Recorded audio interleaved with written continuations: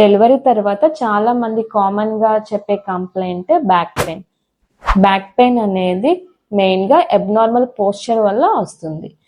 అంటే పాలిచ్చేటప్పుడు ఎక్కువగా వంగటం, సపోర్ట్ లేకుండా కూర్చొని పాలివ్వటం, బేబీని లిఫ్ట్ చేసేటప్పుడు ఎక్కువగా బెండ్ అవటం వలన బ్యాక్ పెయిన్ అనేది వస్తుంది. డెలివరీ తర్వాత కాల్షియం టాబ్లెట్స్ అనేవి తీసుకోవటం ఆపేస్తారు. దాని వలన కూడా బ్యాక్ పెయిన్ అనేది స్టార్ట్ అవుతుంది. ఇంకో రీజన్ ఎక్సెసివ్ వెయిట్ గెయిన్, ఎక్కువగా బరువు పెరగటం వలన.